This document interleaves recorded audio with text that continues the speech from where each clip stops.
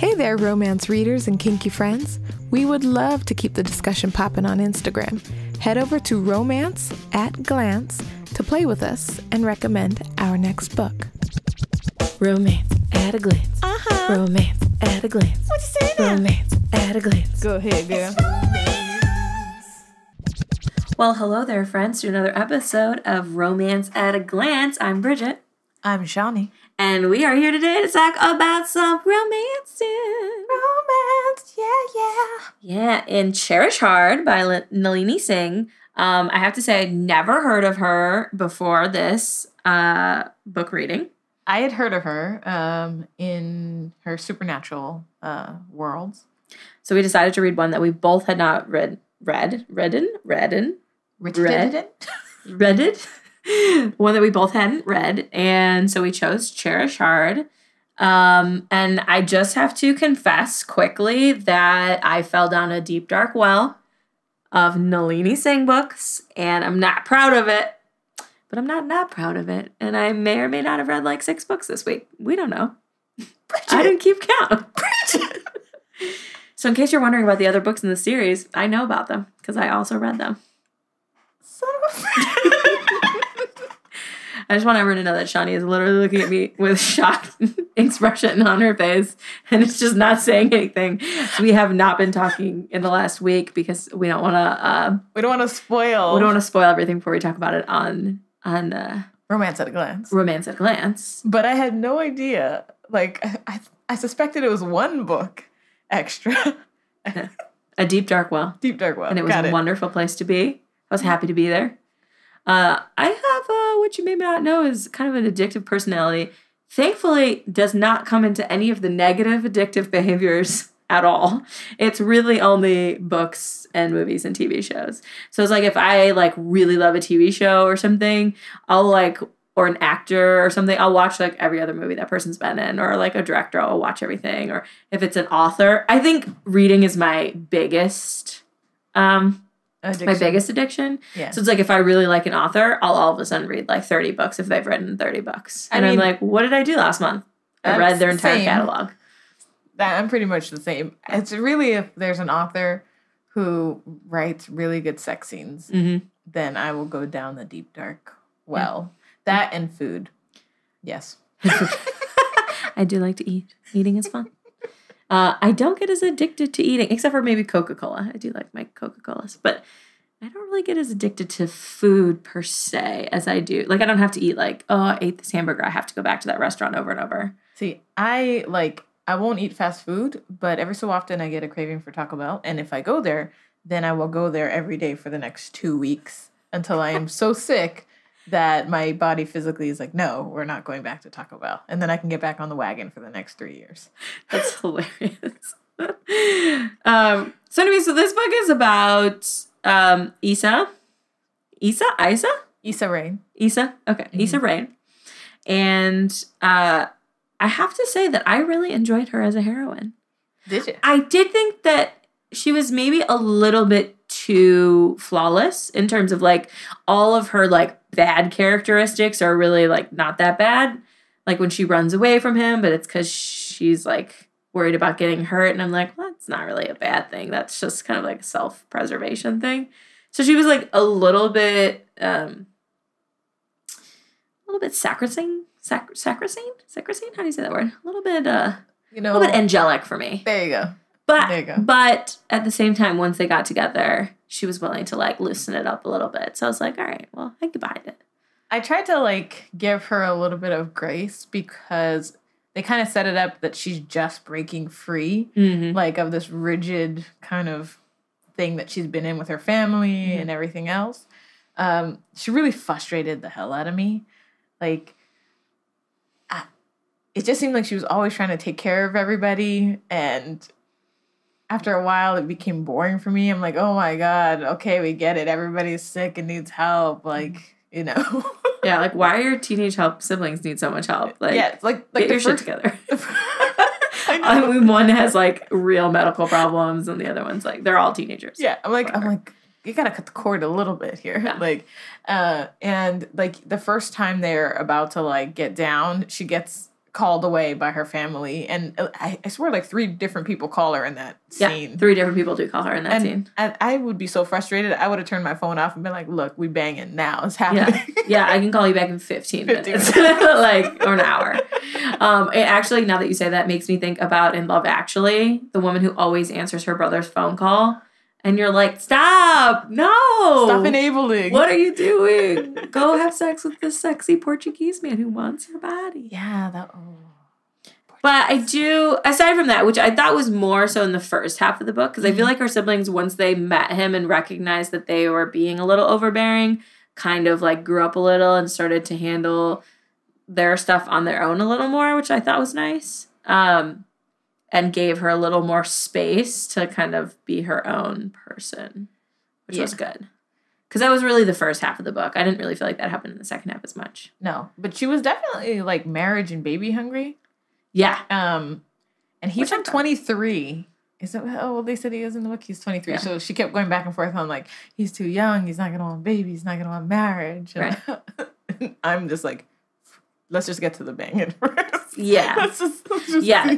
And also like, she was putting a lot on him. Yeah. She was putting a lot of like preconceived notions. I'm like, some people want to get married at 23. And the funny thing is, he seemed more mature to me than she did. Totally. He was like, I gotta build my business. I gotta do this for my family. And this was a really, for me, really mature, like, kind of approach as to, she just seemed to be playing, what do you call it? Like defense all the time, like family defense, where things happen and you're just cleaning up the mess. Yeah, and she was like running away from him, and the fact that he's like, no, I'm serious about you, even though she wanted to get married, but this guy who's like, I clearly want to be with you, she kept being like, I'm running away. And I was like, no, run into his penis. Run into Harder. Him. Yes. I mean, yeah. So, I mean, in some, possibly too good. Yeah. Possibly a little boring in the first half of the book, especially. Yeah. Definitely an enabler of her entire family. But I think she grew a bit more of a spine when she, like he freed her up to kind of, like, think a little bit about her future. He did. I thought he gave her some good advice in the book. There's moments where I was like, oh, that's some good advice. Not just for this character, but for, like, people in general. Like, good on you, Sailor. Yeah. Go on, Sailor. Show bad self. You know what I'm saying? Who names their kid Sailor? And they describe him as being really fine. Like, she did a good job at describing, like, what he looked like physically. Yeah. So I had a really nice picture in my mind. Yeah.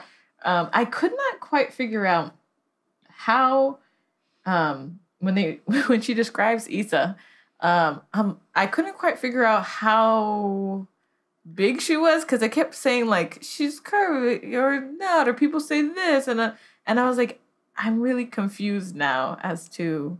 Yeah, it was like she thought she was too big because her mom's like willowy, but then everyone else is like, you're sex on a stick. You're just curvy, right? Right. Okay. So I think she was like maybe a size 10 and curvy. Oh, okay. Is what I'm thinking. That's like me. I don't think she's like plus sized. Okay. Because I feel like that would have been more of a thing somewhere. Like someone else would have made a comment, or, you know, because like everyone's still hitting on her. Yeah. You know? So it kind of is like, which is not to say that people who are plus size don't get hit on, but I mean, typically in like novels and media and stuff, that becomes more of like an issue. Yeah. Or not an issue, but more of like a focal point. I couldn't tell if it was her describing herself or... I think it was that she didn't understand that she was beautiful. Okay. And that he like... He was like, you banging, girl. Yeah, you banging, let's bang. Let's bang on this cactus. That's right. Let's bang on this little baby cactus I bought you. Oh, that's right. Hey, girl. I bought you a succulent. Yeah. And speaking of succulents, where did you fall on our hero rating? Was he a McDreamy for you or a McSteamy? So he was in between. Physically, the way they describe him, he was a McSteamy. Mm-hmm. I do love a man who works with his hands. I like that he had a very his job was just realistic. Like, he's a gardener, he's starting his gardening business. It's like, this could be your neighbor type of thing. So I kind of like that realism with him.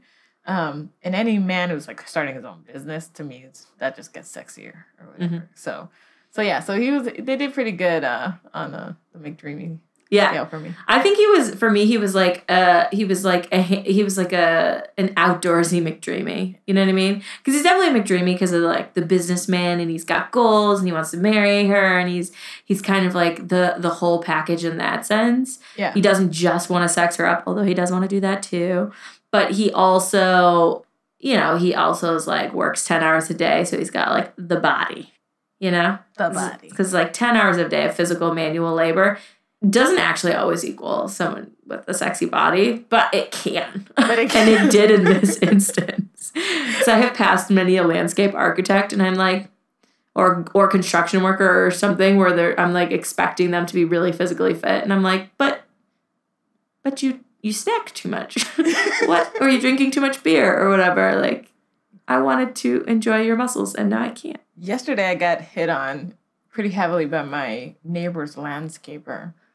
And he was fine. Yeah? Like, he was built, his forearms were thick. I love forearms. Oh my God. It's a good thing. And in my mind, I was like, oh, can't do anything here, but goddamn. Yeah. Yeah. And like the rough hand thing, like, I feel like in my mind that's nicer than it might be in real life. Like when she described his like fingers rasping over her flesh or something, I was like, yes, get it down. And then at the same time, I'm like, that might be did he wash his fingernails? Like when they banged right like after work, and she's like, I'm like, after 10 hours of digging in the dirt, he would be disgusting. His nails would be nasty. Yeah. He's like putting them inside her. Yeah. And then like, I mean, his entire body would be like not only just sweaty, because I've had sex with someone after we've been like exercising or playing sports or sweating. But it's like, this is a whole nother element if you're like planting shit and there's pollen on you and there's dirt on you and there's... Listen, I garden like every day. Yeah. And I'm in the dirt all the time.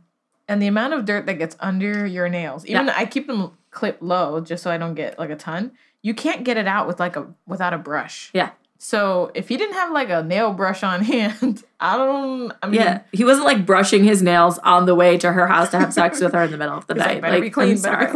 I'm sorry. But you know what? It's a book. It's a book, and I'm here for it. I'm here for it. I was here for it. The one thing I was not here for with him was, and in general, I kind of feel this way when he's like, I'm not going to give up because I'm determined. And I'm like, this is literally only okay because this is a fictional book. But in real life, if the lady says no, you don't get to just keep pursuing her and trying to have sex with her. You need to back the fuck off and and unfortunately, if Ísa had done that in real life and he backed off, she might never have found the love of her life. And you know what? That's her loss. She needs to go to therapy and figure out her shit. But in real life, like, I'm just not wanting that myth of like, I'm going to keep pursuing her, and until she makes a decision about me and like figures out if she's serious, I'm going to like sex her into like staying with me. And I'm like, that doesn't work. Like, I've had some real good sexual experiences, and in none of those did I lose my facility to recognize if I was like in a good place or not, or if I wanted to stay with the person. I mean, there were definitely times where I was like, I'll keep dating you for a few more weeks because I just want to bone. But never was I like, you know what? This might be the love of my life. No. I always knew. No. I always knew you weren't the right one for me. Yeah. Yeah. And that's like one thing that I feel like is a very, very prevalent theme in romance novels. Yeah. That I kind of get, because like women, I like to be pursued. I like people to think I'm sexy. But I also, like them to respect, like, no, I don't want to date you. So please see yourself to the side of my life. Yeah. I give pretty hard no's. When I say no, it's because I've thought about everything. I don't just like throw out no's, all willy-nilly. I'm like, I've assessed the situation, and the answer is no. And that no ain't changing. I put my foot down, like Bridget says. Yeah. I have never once lifted the foot once the foot is down. Once the foot is down. The foot is down. That's it. There have been times where I have been pretending to put the foot down, and I have been wiggling it in front of them saying, I might put my foot down. And in that case, they knew, because I was like, well, maybe. I never said like, no, I'll never see you again. That's the foot down. If that was the case, I was like, maybe next week, or call me later. Like, I was leaving that door wide open. Wide open. Yeah. If the door is closed, the foot is down, that's it. It's not subtle. Like, it's pretty It's pretty blatant. Yeah. So that was probably my least favorite thing about him. Yeah. And in general, I also read a couple of her other books. It seems to be a recurring theme that the guys are like the strong, like, I'm going to go after what I want types, and I know I want her and I can make her happy. And it's like, I guess, like, if you're thinking of it in terms of, like, I can make her happy, but a lot of times I feel like it kind of comes off as, like, I need her in my life. Yeah. And it's like, what if she doesn't need you? Yeah, I mean, like, I kind of wish, it's a running theme in a lot of books, and I kind of wish sometimes that they would show people backing off and allowing someone else to change their mind versus, like, Come to you. Yeah, I'm going to drill this into you until you can't see anything else but me. And it's like, well, that sounds kind of abusive. Like, it seems a little rapey. You know what I'm saying? A little on the forcing it side. Little on the rapey side. A little on the sexual harassment side. You keep doing overtures and she keeps saying no. You know? And so even though I'll excuse quite a bit in a romance novel, like, it is a theme that I think we don't always need to go to. Yeah. Yeah. But that said, he's sexy, he works with his hands, and he's a businessman, and he's a family man. We didn't even talk about his family yet. Oh, that's right. He's a family man. And I feel like a lot of times it's either the male character has a bad family life and the female has this, like, idyllic family that he joins. Yeah. Or vice versa. In this case, vice versa. She sort of joins his idyllic family and brings along her 2 teenage siblings who she loves to join this idyllic family. And you know what? I was okay with it.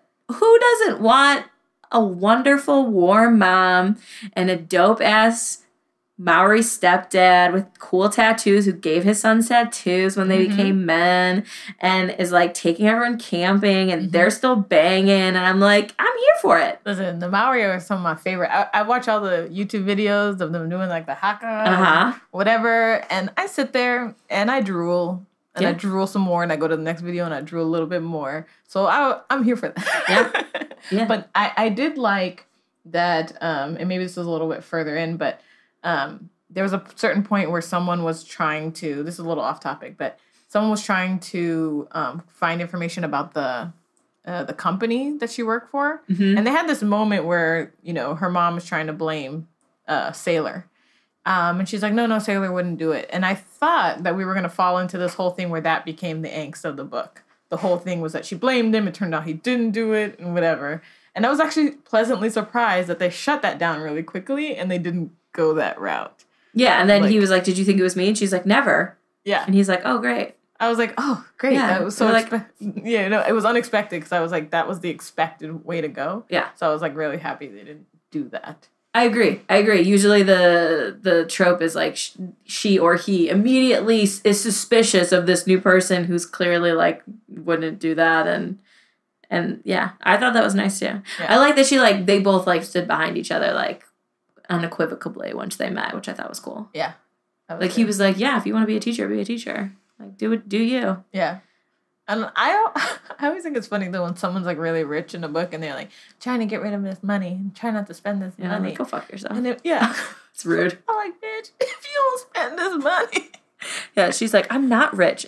I just have this, like, millions of dollars in a trust fund with my name on it that's gaining interest. I don't use it, though. And I'm like, why not? It's in your name. And I know you're struggling with your business and you could really use an influx of income. Right? That was one thing I thought was really interesting, and I actually thought that was a cool thing between them, was that she never offered, well, I could be your angel investor. Yeah. She, like, already recognized if he won't take it from his family, he's not going to take it from her. Yeah. And so she was coming up with, like, other strategic business ways that he could get the money from angel investors, which I actually thought was cool. I was like, oh, that's it. Because clearly she has the money. Yeah. And even when she says, like, the only reason I afford this apartment is because I had to get one big enough for my siblings. And I'm like, yeah, and you had a trust fund to pay for it. If I needed to get a house big enough to fit my siblings, I would have to move out of Los Angeles because I cannot afford a house big enough here to fit everyone in my family. Like, I don't have, like, a magic multi-million-dollar trust fund with which to purchase... Magic bank account. Yeah, with which to purchase a bigger apartment or bigger house. Like, that's even not in the normal. book, though, she's like, well, it's still maybe over the top. Yeah, I did think that was, like... It's just one of those things where you're like, She's like, well, I don't make that much money as a teacher. And I'm like, well, that doesn't matter because you have lots of money and both your parents run international, enormous companies. You own 30% of your mom's company. You're a rich lady. Embrace it. You're a rich bitch. Yeah. Like, I'm sorry you're not a poor teacher. You know, you could choose to pretend that, but like you own 30% of a major company that makes lots and lots of revenue. You are not poor. Yeah. It a little bit annoyed me because you have him here struggling and her being like, no, I'm not gonna. I'm just like, girl, if you don't get out of my face with this. Yeah, he lives in like a tiny, like 4 flat with 4 other people where he has like this baby apartment where it's just him and she's like swimming in her luxury loft. But not that much money. It's not about the money, though. Not about the money. That's not why they love each other. Yeah. They just are the perfect for each other. Since they were teenagers, he knew he was going to marry her. So. Since they were teenagers. Oh, yeah, that's right. Or he was a teenager. I guess she was probably already like he saw the 19 or 20. Running away. Yeah. Oh, that was the other thing, right? Like, that moment for me was kind of unrealistic where she gets broken up with at the party. Like that for me was like, I was like, like that doesn't happen. Like, not that it doesn't happen. I think you can get broken up with, but it was because like, he liked this other girl and he wanted her to humiliate her at the party and whatever. And I was like, what? But you were dating, like you were actively dating, and like I just thought it was like a little bit like, you know, and then she didn't want to talk to him at first because he saw her get humiliated at the party. And I was just kind of like, this seems like a weak barrier. Yeah, I definitely think her being embarrassed that he had seen that was a little stupid because I'm like, you're a grown-ass woman now. Like, yeah. I mean, although I think the reason, if I'm remembering right, is because she thought he was friends with She thought he was friends with so he must be like a bad guy because the ex was clearly a bad guy. Yeah. Which I guess that I kind of, like, I'd be a little leery of, like, the friend of someone who clearly turned out to be a piece of shit. Like, oh, maybe he's a piece of shit. I don't know. But I feel like there's people you've met as an adult that you knew as a kid, and you kind of started over. Yeah. You didn't go like, hey, you know that 13-year-old stuff? I mean, I do. I look them in the eye, and I'm like, I know what you did. Motherfucker, I know what you did. I remember the spitballs. I remember throwing crap into our cleavage. That's because you're dark. You're dark.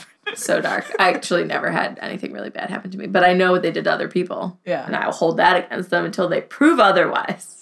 I actually don't see any people from high school that I don't want to see. I only saw my best friend from elementary school. It was a girl.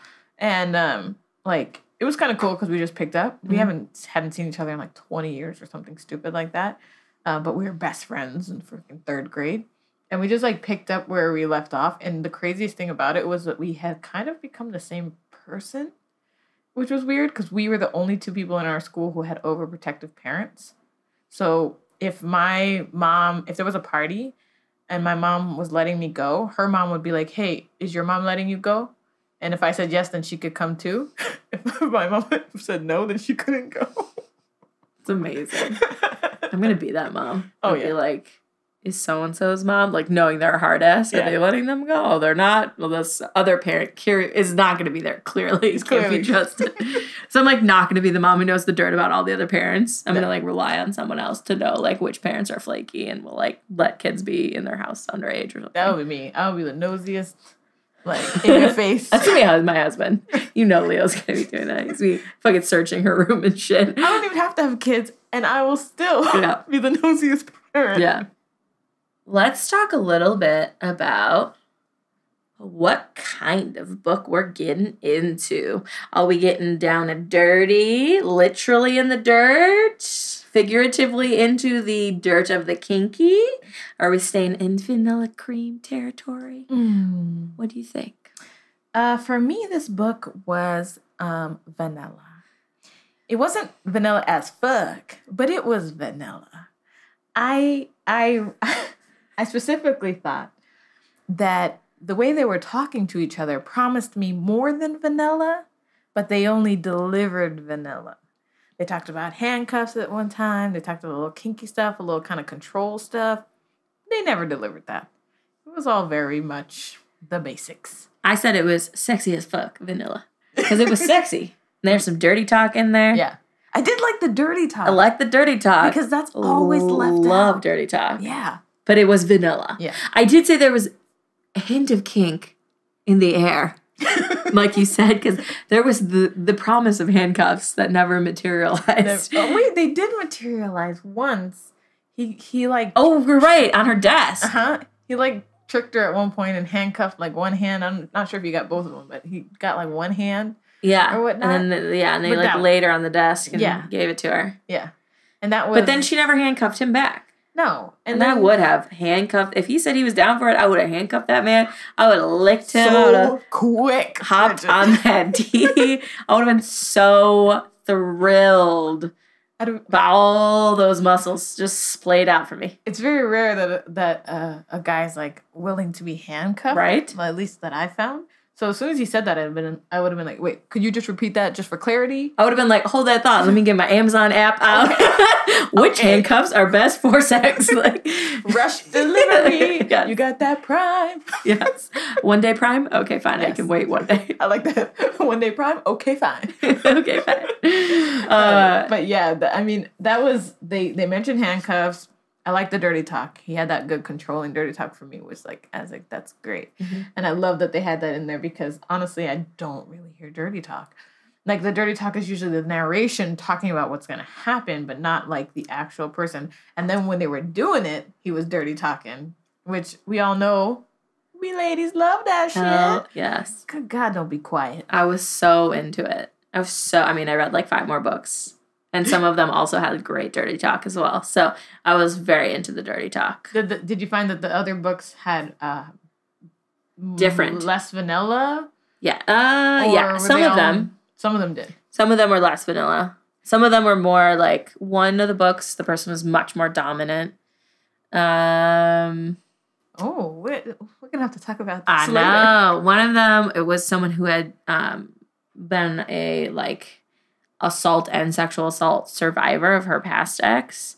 So that book was like about him sort of leashing his instincts to be very dominant in bed, to give her time to like get over a lot of the trauma that happened, and them kind of discovering like what stuff would like trigger a flashback or trigger trauma and what stuff was like okay, which was kind of interesting because she was very much into all of the like him being dominating towards her. Yeah. But also would like if he like one of the times he grabbed her hair and it instantly like sent her into a flashback, which then he immediately stopped and like they waited until she calmed down and then they talked about it. But yeah. That's which was kind of an interesting thing of like both of them sort of like being like if she had never had trauma, they would have been totally 100% on the same page, but they had to kind of like find their way through, which I thought was cool. Did they do a story about her sister, the double amputee? Not that I saw, but I also haven't read all of them, so I don't know. Okay, I haven't read all the ones in this series. How many are in this series? Because there's like this, so there's like this series, which is the hard play, and then there's the Rock Hard, which like the characters kind of overlap in some of them because Rock Hard is his sailor's brother, is one of the characters in that. So that's the next one I read because I didn't know they weren't in the same series. And then I read the other one in that series. You know what I mean? In Cherish. Because like I was like reading the next people. So I don't think they're all available in audio. That's why I didn't see that they were. I was reading them on my Kindle. Yeah. And also I was reading them through my public library. Shout out to Los Angeles Public Library for providing me with the sexy reading times. I mean, the LA Library. Yeah, LA. I mean, they LA Library has been getting people on and off. Yes, since '92. Nailed it. I mean, I got my first romance novel out of my middle school library at Northridge Middle School. Danielle Steele, woo woo. Yeah, I read all my romance novels from the library. I mean, I would say 95% of the romance novels I've ever read have been from the library. Yeah. I would say that's accurate. Like, once I found Danielle Steele at my school library, I became an avid reader at my local library. Sure. And I could not bring those books home most times because my mom would not have allowed it. So I used to just stay there with like a blanket and just read these in the aisles on the floor. Heck yeah. Until, like, I finally found, like, a good enough hiding spot. I used to do that at Borders, too. Yeah. If they weren't at the library, I'd go to Borders, and I'd just prop my feet up. I'd read an entire novel. I'd be like, cleared my Saturday, ready to read this whole book. And then I would leave and not pay for it. I would put it right back on the shelf. Yep. It's probably why they went out of business, because of me. because of us, Bridget. And then when they opened the cafe where you could read the book while drinking like a hot chocolate or something in the cafe and then put the book back, I was like, this is the best thing that's ever happened. You done fucked up. Yeah, y'all don't even know about my addiction to books. I mean, like, my best friend and I would do that. We would both lay on the ground and read separate books, and we'd doggy ear all the dirty pages.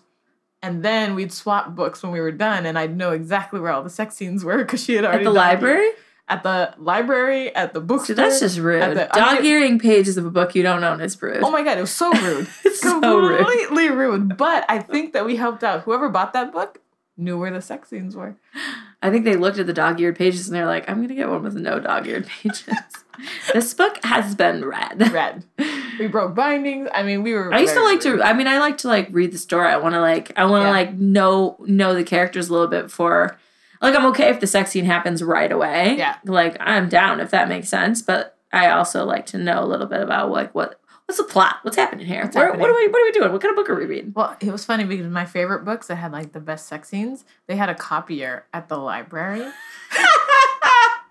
So I could go spend 50 cents and copy the sex scenes out of the book. And so those are what I kept. The best thing I've ever heard in my whole life. It was you have like a whole shame box somewhere at your house. We just have like just pages and pages of people fucking in different ways. Oh my God. I do have a shame box somewhere. And the funny thing is it's still in my parents' house somewhere. And I have not for the life of me been able to find it.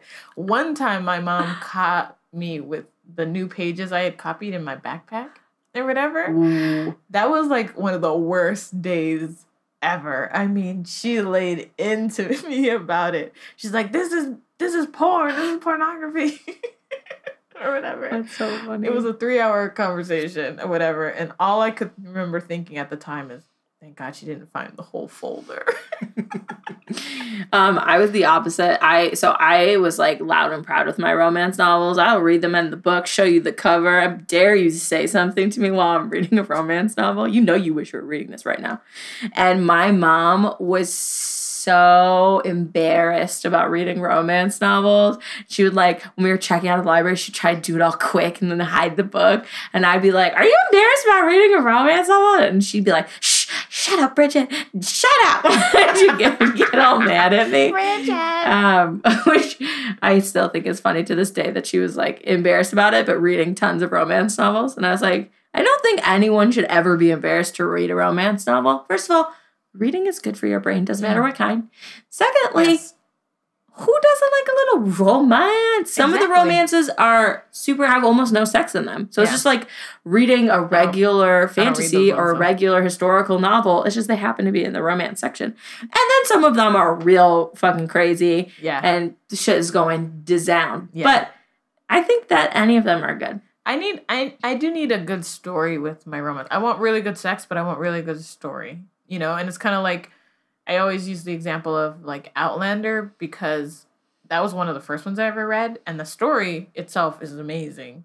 And it was my first like introduction to like sex scenes and stuff like that. And I love the sex scenes in it. Actually, now it's been so long since I read it. I don't know how titillating they are, but it was just like, they were good sex scenes and it was an amazing story. And that's why it got made into a show because, you know, whatever. It's like a sweeping historical fantasy epic. Yeah. And I hate that it gets dismissed like as a romance novel in quotations, like that it's not like an amazingly good story. That if it didn't have any romance in it, it couldn't stand alone as what it is, you know? Yeah, I totally agree, especially with the people who do fantasy, because like if you look at like Tolkien or J.R.R. Martin or any of the other people who've done these big epics, all of them are romance novels.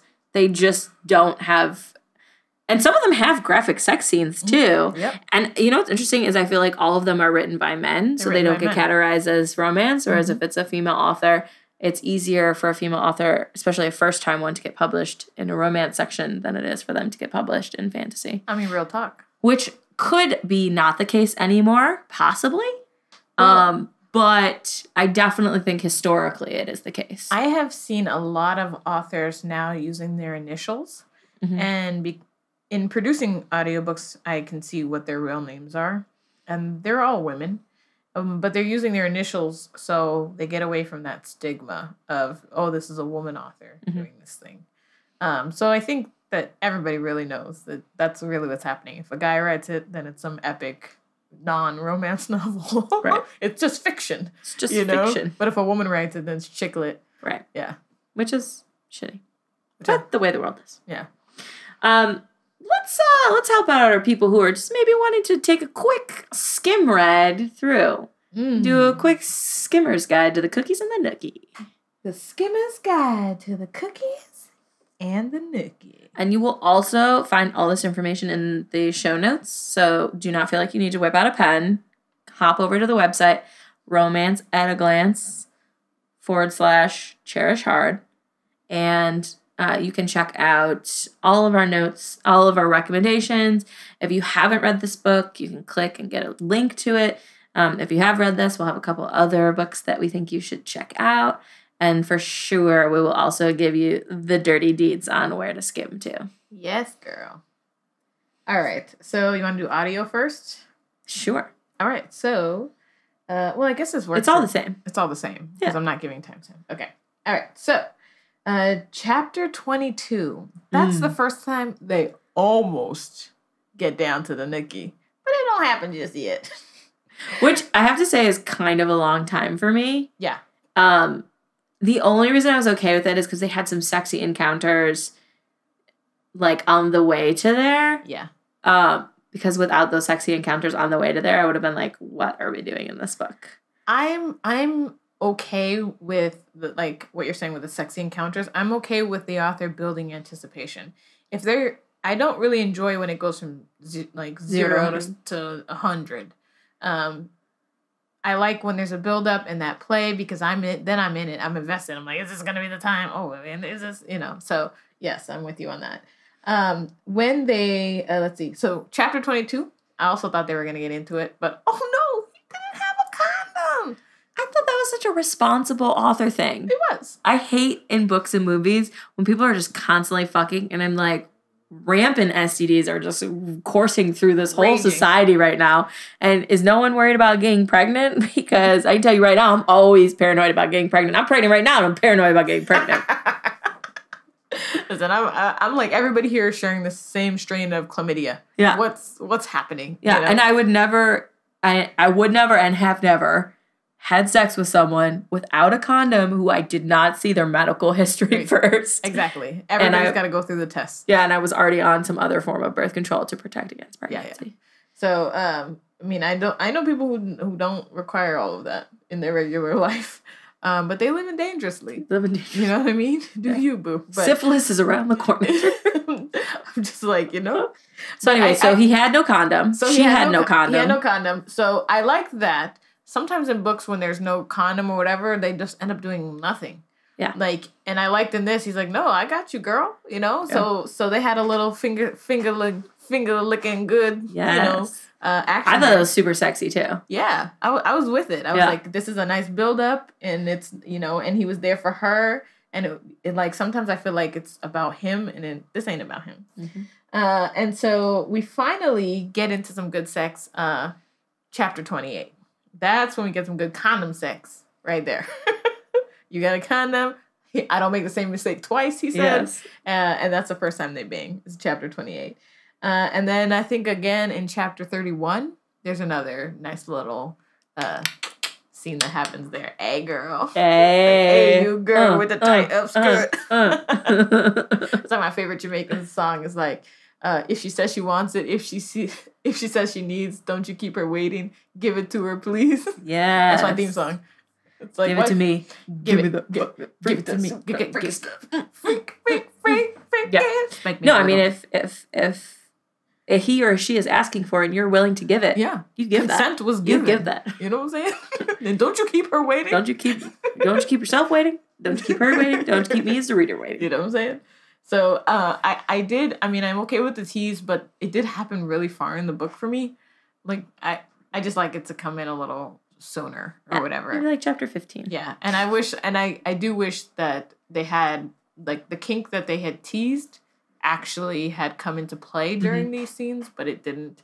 There was talk of pink handcuffs. There was talk of man-sized handcuffs for him. Yep. Not a lot of handcuffing happened. Yeah, and he talked a lot about taking control of situations, and you don't even have to have any handcuffs. Just that act of taking control and that controlling energy is just fucking sexy. Yeah. So, I just think that I wish that had have manifested a little bit more. Definitely. Yeah.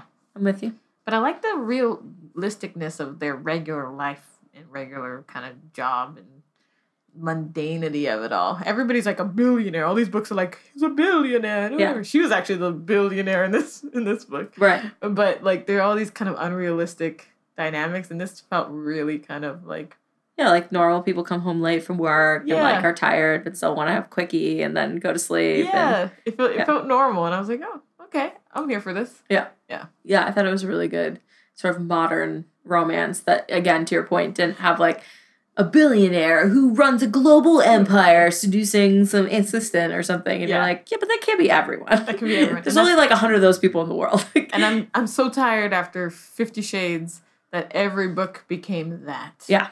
It was like, I was like, we're not like, okay, sure. Yeah. I'm with you on that one. Yeah. So now that we've gone through our sex scenes, you should skim too. What kind of eggplant situation are we dealing with, Shawnee? I'm gonna have to give it like 1.5 eggplants. I wasn't quite at a 2, like maybe barely a 2 eggplants. I needed a little bit more. More eggplants? Yeah, more eggplants. I'd give it like 3 eggplants because I did like the dirty talking, and I was like, by the time we got down to it, I was there for it. I was ready. You're ready? I was ready. But didn't you want just some more? Yes, always more. I always want more. Never enough. Never. Actually, I did read one of her other books, and I was like, this is a lot of fucking, even for me. I'm going to need you to tell me what book that is later. Yeah, this one did not have enough for me. And I did like the dirty talk, but that still falls in the one range. Like for me, that's hierarchy. Like fingering and dirty talk are still in the 1 eggplant range. Right. Of course, we never even figured out how we're rating eggplants. I mean, I think it's pretty obvious. Yeah. But like the banging is I'm like, okay, how good was the banging? How was good was this? And I wish they had been a little bit more descriptive in the banging as well. Like it was all very kind of flowery, like wording. Right. And sometimes I just want to know exactly what's happening. Yeah. What's going where? Yeah. What's going where? And how many times? And how hard? Yeah. How frequently? Yeah. I gotcha. Yeah. All right. So you heard it here. 1.5 for Shawnee and a 3 for me because I'm a little bit more of a romantic at heart, I think. Yeah, I think you are. Okay. So let's talk about the audio. How did we feel like our narrator was at reading?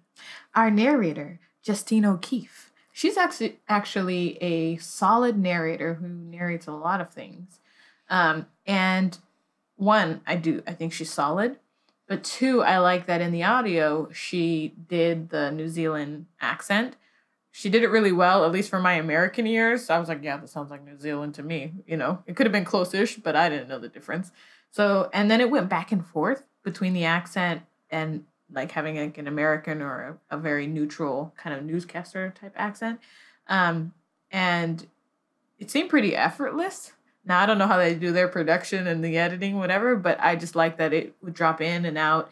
And she did a really good male voice, which that's always the thing. If you have a male narrator and he's narrating a woman, sometimes they do these really weird, like high-pitched type, this is what a woman might sound like type of voice. Instead of just something that's kind of reminiscent of a male voice. And she did a really good job to me of doing a reminiscent male voice and not trying to like, oh, I'm Sailor. So you knew it was Sailor talking, but it wasn't distracting. Exactly. You knew it was him talking. He also had an accent where Ísa didn't have an accent or had much less of an accent. She didn't do the Icelandic accent for her. It did not read Icelandic for me. Okay.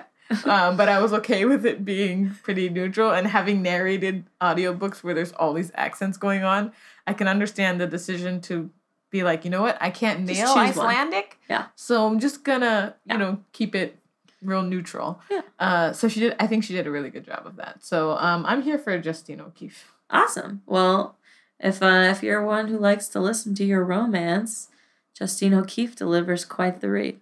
Quite the read. So I have a couple lines in this book that I have to say are favorites, and I also have one that was my least favorite by far. So I'll just start with one of my favorites, and then you can let us know what yours was. I actually liked the first line of the book. I do not know that it maybe led where I was thinking it was going to lead in terms of the volume of sex in the book. But I liked the premise when it started with her ovaries were melting or exploding or something. And I was like, oh, people gonna get it on. It's a romance novel. People gonna fuck. It's a romance novel. So that was immediately what I was thinking. I picked that same line. Line. I was like, oh, this is going to be good. Yeah. I was like, this shit's about to go down. I know when my ovaries are exploding, like, shit is about to go down. Yeah. And I love that it was because she was, like, kind of voyeuring him as he was working outside. So I was definitely like, okay, yeah, I could definitely see that happening. I could see that because I voyeur people all the time. All the time. Like, and the older I've gotten, the worse it's gotten because my ovaries no longer, are like logical thinking ovaries. They are now like cave woman ovaries. And they literally just want to find the male that will give us the strongest offspring. The breed. That's it. Yeah. That's all they want. So I find myself looking out of windows, getting distracted. There was workers working on some building that I was like at, and I was sitting in a meeting. I didn't hear not one damn thing they said in that meeting. Homie was like hanging things, and I could see his back muscles, and I went into another planet. So yes, it was really realistic though. The ugly from the window. My other favorite line was like the exact opposite of that one, which was very much about sex. Mine was, he's like so earnest. And I was like, you little earnest romantic. He's like, I'm no poet, Ísa. I can't give you fancy words, but I know what we have is special. It's worth a fight. And I was like, it's going to love you forever. It's going to be the father of your children. He's going to cherish you. The book's called Cherish. That was my other favorite See one. what they did there. So that was your favorite? You liked that? I did like that one. Cool. I did like that one. Because I like, you know what, like, at the end of the day, I mean, as much as I do love the sex scenes, and I do, I think a really well-written romance between two characters, like the emotional connection between them, gets me just as much, if not more, than just, like, well-written sex scenes. Yeah. Because, like, to your point, like, if they write really good sex scenes, I can skim through the whole book and just, like, read the sex scenes and be like, ooh, those are sexy. But if it's a really well-written book, like a really well-written connection between the characters, then I want to read all the stuff that's going on in between to, like, see their relationship progress. And I thought this book did a very good job of that. And then, especially when he's, like, choosing her, and everybody wants to be chosen. I mean, that's true. So that was lovely. I'm less of a romantic. I mean, I'm not really a romantic. Like, I love romance novels, but romance looks much different. That's poor English. Looks differently for me. And for me, it's like a mental connection that's like some sort of heavy mental energy. So it's not like really the flowery words per se, but just like this intense mental overtaking. It's probably why you like supernatural ones so much, because those ones, they always are like talking mind to mind, and they're always like the other half of someone's soul, and it's like an overpowering whatever. Yeah, and I fall into that realm of loving the alpha male, like, in that sort of thing. My only thing with that is, like, there's books where it's like an alpha male and the female is clearly like beta, and she's not fighting back, and he gets to do whatever he wants. I don't like that. I like the fight between them, but I do love a good alpha male. The tension. Yeah, I agree with that. And so that tension for me is like, that's where I get like, the tingle. That's the tingle. That's the tingle. So my line that was I won't say it's like not my favorite. It's not my favorite line. It's not my least favorite line. It was just a kind of line that described the sex scenes for me. Okay. And it was the man was like a sculptor. Sorry. How do I read this with a straight face? The man was like a sculpture of raw masculinity, all ridges and valleys and skins kissed by the sun. And I think for me that was like the epitome of the sex scenes for me. It was like too flowery. Sometimes I just want, I want to know what's happening. Yep. You know, I get it. He was cut. Yeah. He was shredded. Works outside with no shirt. Exactly. You know. So yeah, I didn't need it to sound like that. Yeah. But that line did entertain me. The one that I liked the least and also I thought was hilarious and I hate when I read lines like this because it really like snaps me out of it. But was when she said, "Sailor darling, will you touch me on my pussy?" Oh my God. And I was like, people do not say that in real life. And they did kind of make it seem like she had never dirty talked before. So she was like, and he was, all about it. So it's fine. But I did not like that line. First of all, when that line hit, I was like, what? I was like, what the fuck? Even hearing the narrator read it, I was like... Oh, because you heard someone read it to you. Yeah, that would have been super weird, too. Yeah, it was so awkward. I was like, it sounded like a mother talking. Yeah. Like, oh, darling, will you touch me? Sailor darling. I was like, will you touch me on my pussy? I'm like, nobody says that. I'd be like, rub that clit, yo. You know what I'm saying? Or you just push their head. Yeah. Or you like, no, a little to the left, to the right. No, in the, okay, yeah, Like to the right, to the right, to the right. To the right. Yeah. Fucking remix. Yeah. They call that the clit remix. Because you can't just give one direction. You have to give constant feedback about what's happening so that we can all get to the same place. Exactly. That same happy place. And I wish all men weren't knuckleheads, but even if you're a knucklehead, like, I appreciate feedback. Yeah. Because, like, I would like to know because I can't feel what you're feeling. Yeah. So, obviously I can sense some physical cues, but it would be much more helpful if you were like, squeeze hard or suck hard or lick long or do this, twist this. I'd be like, I'm down. Okay, great. I'll do all of those things. Text by numbers. Let's do it. No problem. Yes. And same thing. Like, I feel like if you're not helping your partner help you, like, you're doing yourself a disservice because they can't feel the emotions and the physical stuff you feel. So they don't know that if they went a quarter inch to the left, you're gonna die. Yeah, and be so happy. They don't know that. They just think, oh, you're having fun and I'm right here, so I'm gonna stay here because she's clearly into it. But I remember being young and having partners that were just silent. You know, like where you're like, so are you enjoying it? Is this good? Yeah. Are you enduring? Yeah. I don't like the super... Because it's not a penance. Yeah. Like, are we... Yeah. You know, they're like, no, super into it. I'm like, great, that'd be great if you just, vocalize it. Verbalize. You know? Yeah. I don't necessarily... I like dirty talk. I don't necessarily need it to be dirty talk. It could just be like you laughing or we could be talking. Yeah. It could be anything. But yeah, if you're dead silent, I'm like, what's happening here? Hello? Are you here? Am I by myself? Yeah. What? I love dirty talk, and I love dirty talk. But even if there's no dirty talk, I still need like grunts. Yeah, I need some sort of yeah. Some signs of life. Yeah, I definitely need signs of life. I did have one. I've only ever been with one person who was like dead silent. Did not last long, obviously. Because I was like, every time I was like, what are we doing? And then don't you feel like if the quieter they are, the weirder you feel about being? Yeah. Either not only like, verbal, but just like making any noise. Yeah. And I'm like, why are you so fucking quiet while I'm over here making all kinds of noise? I'm hemming and hawing over here doing the cha-cha slide. And you're just laying there? What's happening? Yeah, I know. It doesn't, that won't ever last long. No. And it's funny because when you actually like will tell them like, hey, so I need you to make noise. That's kind of the funniest thing because you kind of see them later because they're not used to making noise.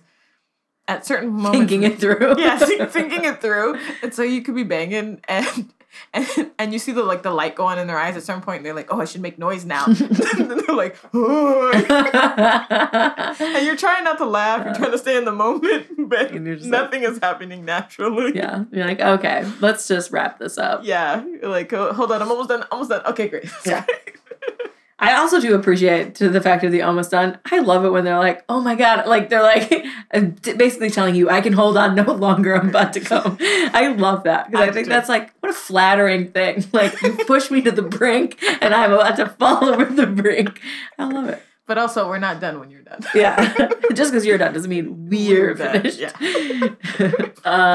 Okay, so those are our favorite and least favorite lines in this book. Yes.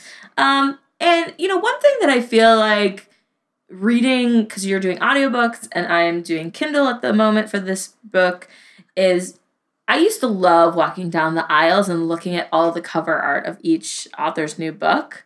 And I feel like there was like that visual impact where I would pick up books all the time and be like, ooh, wee, that is a man with some angel wings and a six-pack. I am about this. Not even knowing anything about it. Yeah. Obviously, you still can see the book jacket, but I don't know that it's like exactly the same as when we used to see it on the bookshelves.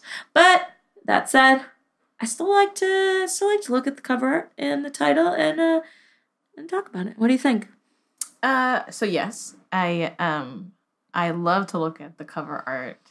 And so not being able to see the cover art like all the time is kind of sucks, because I remember like reading a book and then stopping and then looking back at the cover or like the inside extra art piece of cover, that they did. And they're like, oh yeah, that's what he looked like. That was good. And you go back. So actually sometimes when I'm listening on audio, I just by happenstance, the screen is on and it's usually dead in front of my face. So a lot of times I'm actually looking at the cover continuously as I'm reading. Even if I'm dazed off or glazed off, I'm usually looking at the cover. This cover, I really enjoyed this cover because I always enjoy a man with his shirt off. I'm not going to lie to you. Like, I didn't like the side view though. I was like, I don't see the full back. I don't see the full chest. Also the penis pointers? Is that not their technical anatomical name? I don't know, but I accept penis pointers because that is the shit. I mean, who's the singer in the How Does It Feel? Oh, who sings that song? D'Angelo? I know he also has penis pointers. I love penis Just naming artists with penis pointers.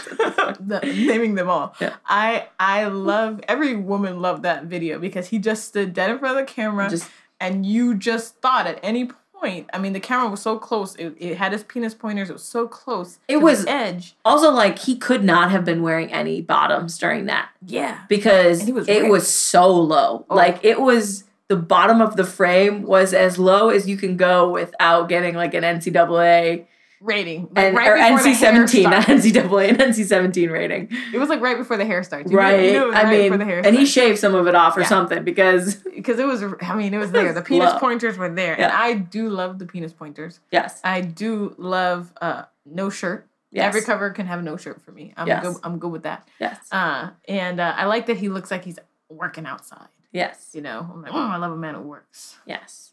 I also was intrigued by the title, Cherish Hard, because I was like, oh, Cherish, this is going to be like a love story. And then I was like, Hard, I was like, someone's about to get down. So I did like the title, too, because I was like, okay, I see what you did here. A man working in the dirt is going to cherish her, but they're going to have some fucking. I'm into it. Yeah, do you think it fits? It fits? I thought the Cherish Hard, because Cherish is first. So I thought it worked. It worked for me. The title. Also, because that cover art was pretty PG, so I thought I kind of feel like it delivered on what I expected. Yeah, so I wasn't 100% sure that it wasn't going to be a supernatural, just because Nalini Singh does so many supernatural, and I've been making a point not to read the synopsis before I listen, just to go completely like cold turkey into the story.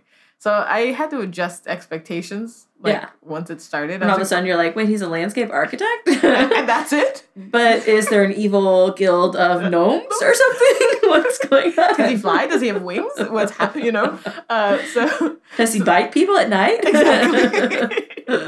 So I was like, oh, they're just regular. Oh, okay. Yeah. So then I was here for the regular story. And then it made much more sense. And I can see that she's going in a different direction with this series, getting out of the supernatural, which, it's her growth as an author or whatnot. But I don't know that she'll ever, I mean, she's written 30 books. I don't know that she'll ever leave the supernatural altogether. I hope she doesn't. I think this maybe is just like a series she's writing, and then she's going to write another supernatural series, because she certainly has way more supernatural books than non. Maybe she's just over supernatural. Maybe she need a quick break. Just refresh the old mental cache, and then come back. I think she met a new boo. I know nothing about her, by the way. She's I mean, I did like that she's from New Zealand and the book is set in New Zealand, which I thought was fun, because most books I feel like I read are either set in the United States or they're set in a combination of the United States and whatever foreign country makes the most sense for that supernatural creature.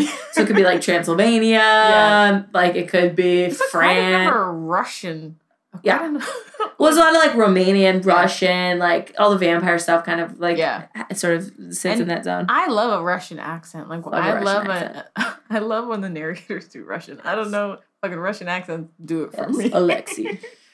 They're all Здравствуйте. They're all named Alexei. My name is Alexei. I would like to suck your blood. And all your other things. You all day. And fuck you. I don't know how they say fucking in a Russian accent. I don't either. Well, we should find somebody to say it to us. Gadila. I'd be like, Gadila, Shami. It means, how are you in Russian? I need a Russian in my life. Здравствуйте. Anyways. Yeah, I mean, I don't really have anything else to say about the cover art. Aside from that, I thought it was okay. I didn't love it. It didn't, like, immediately make me say, oh, shit, I'm going to read this book. But it also didn't make me say, like, nah, I'm not that excited. I was like, okay, I see where we're going. I'll do this. Yeah. I mean, the cover, for me, this cover, I probably would have bypassed it. I would have, I think, on a shelf. Yeah. On a shelf, I'd have been like, doesn't really tell me much. Let's keep going. Let's get some second opinions. Let's see what the people of the world are saying about this book, Johnny. What are the people of the world saying, Brie? All right, well, on Goodreads, Cece gave it 4 stars. And I just thought her or his, or we don't know, they. Thems, theys. Thems. I like thems. I just thought this was like the funniest, cutest review. Reading this book was like eating fluffy bunnies playing in the woods, and you're just waiting for the fox to jump out and eat one. But there is no fox. This is just a fluffy bunny story, and sometimes that's all we need. So it's light, low angst, fairly mature, sweet, and easy read. The hero's dreamy, and Ísa never did anything to disappoint me, even though I kept expecting her to. If you're looking for a sweet, I'll bet a little slow at times romance, this one fits the bill. And I thought that perfectly summed up the book, the way I felt about it.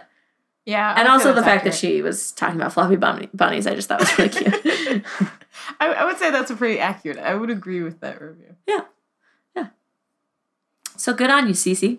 Thanks for writing. So if you guys want your reviews to be featured, drop us a note on Goodreads or on our social medias and let us know what your review is, and we will be happy to check it out for the show. Shani, what do you got for us? All right, so this one got 2 overall, 1 for performance and 2 for story. This was written by Carolyn from New York, New Jersey. She said, sadly, I just couldn't finish it. I was so looking forward to this new series as I'm a huge fan of all things Nalini Singh. But sadly, this wasn't for me, and I only made it to chapter 16 because I just couldn't take the choppy chapters, the internal monologues, and the strange accents any longer. I lost interest in the characters and their storylines. I didn't know if the characters were British, Australian, or what. It was actually set in New Zealand, but the higher inflection at the end of sentences was annoying. Worth a credit? Now I totally lack the skills necessary to write a novella, let alone a 9.5-hour book. And maybe the storyline could be redeemed by a different style of narration. But it is what it is. And that sadly is a no. Not IMO, in my opinion. A credit-worthy book. Maybe you'll love it, maybe you'll persevere where I wimped out, or maybe you'll think it's worth a credit. But I recommend you listen to the sample first. Okay. So that's what Carolyn said. Which I find interesting because I wonder if I had been listening, if I would have gotten more bored versus like I read incredibly fast. So I was able to blaze through the first few chapters. And if someone had been reading it to me at a slower speed, then I might have been less interested. So it's kind of an interesting dichotomy maybe between the people who are listening versus the people who are reading. Well, so to Carolyn's credit here, I wanted to quit this book too by chapter, I think it was like chapter 12. I was like, why did I pick this book? So I did feel that way. I actually restarted the book about 5 times to actually get through it. And I got through it because we needed to talk about a podcast. And in general, I don't leave books unread. Even if they suck, there's something in me that's like, must make it to the end since I was a little kid. So I generally will finish a book.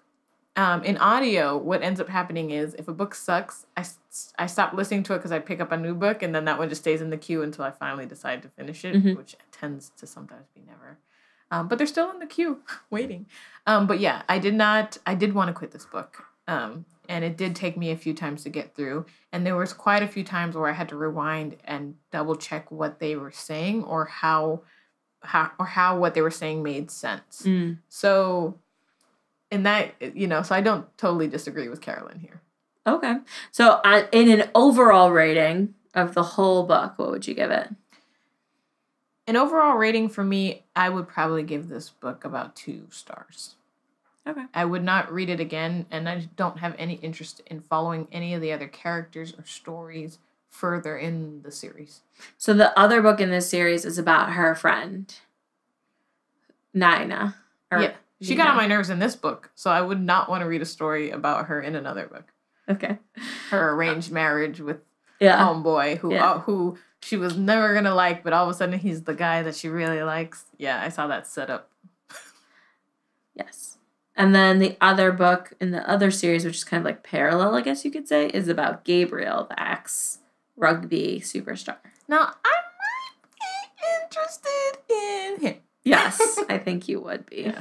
He is a very interesting. If I was going to recommend of the couple that I read surrounding this, I think his book and then the other one called Rock Addiction, I think. So Rock Hard and Rock Addiction are much less vanilla and much more sexual than this book is. I think you would like those. So readers, if you are, we're just giving Nalini Singh's non-supernaturals a little trial. Rock Hard and Rock Addiction are the next ones that I would recommend. So I'm going to read Rock Addiction next. Rock Hard is the one with his brother.